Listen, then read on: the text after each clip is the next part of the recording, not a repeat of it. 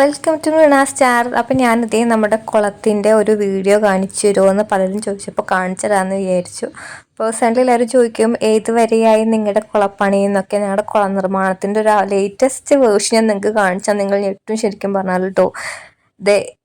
ഇതാണ് ഇപ്പോഴത്തെ അവസ്ഥ എന്ന് പറയുന്നത്. കണ്ടില്ലേ, ഇതിൽ കുളം ഏതാണോ പാടം ഏതാണോ വെള്ളം ഏതാണെന്ന് കണ്ടാൽ നമുക്ക് മനസ്സിലാവാത്തൊരവസ്ഥയിലൂടെയാണ് ഇപ്പോൾ കടന്നു പോകുന്നത്. കാരണം കാലാവസ്ഥ ഭയങ്കര ശക്തി പ്രാപിച്ചിരിക്കുന്നു. നല്ല മഴയാണ് നമുക്ക് ലഭിച്ചുകൊണ്ടിരിക്കുന്നത്. പല ജില്ലകളിലൊക്കെ റെഡും ഓറഞ്ചും അലേർട്ടൊക്കെയാണ്.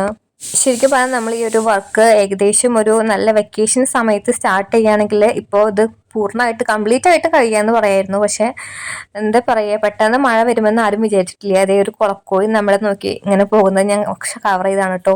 അപ്പോൾ എൻ്റെ ഒരു സ്പേസ് എന്ന് പറയുന്നത് ഫുൾ വെള്ളം കൊണ്ടേയിരിക്കുകയാണ്. നമുക്കിതിൽ നമ്മുടെ ഒരു കുളത്തിൻ്റെ ഒരു ഷേപ്പ് ഒരിക്കലും കാണാൻ വേണ്ടി പറ്റില്ല. എല്ലാം വെള്ളത്തിലാണെന്ന് പറഞ്ഞ പോലത്തെ അവസ്ഥയാണ് കേട്ടോ. എല്ലാം കൈവിട്ടു പോയി, എല്ലാം വെള്ളത്തിലാണ്.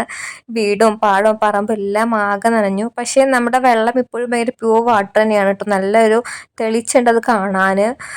പിന്നെ നമ്മൾ ഒരുപാട് മരങ്ങൾ നമ്മുടെ ഒരു പണ്ട് മോട്ടർ ഇട്ടിരുന്ന സ്ഥലമൊന്നും ഇപ്പോൾ കാണാനില്ല. പണ്ട് നമ്മളെ മോട്ടോർ വർക്ക് ചെയ്തിരുന്ന ഏരിയ എന്ന് പറയുമ്പോൾ ഒരു സ്പേസ് ആയിരുന്നു അത്. പിന്നെ ഇതൊക്കെ നമ്മുടെ ചുറ്റുമുള്ള സ്ഥലങ്ങളായിരുന്നു, പക്ഷേ എല്ലാം വെള്ളത്തിൻ്റെ അടുത്തായി. ചെറിയൊരു പോഷൻ മാത്രമാണ് കാണുന്നത് കേട്ടോ.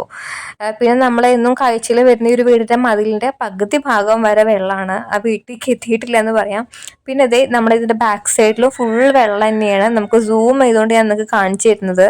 മഴ നിർത്താതെ പെയ്യുന്നത് കാരണമാണ് നമുക്കിത് ഇത്രത്തോളം നമ്മുടെ ഈ ഒരു കുളത്തിൻ്റെ അവസ്ഥ എങ്ങനെയായി മാറിയിരിക്കുന്നത് കേട്ടോ.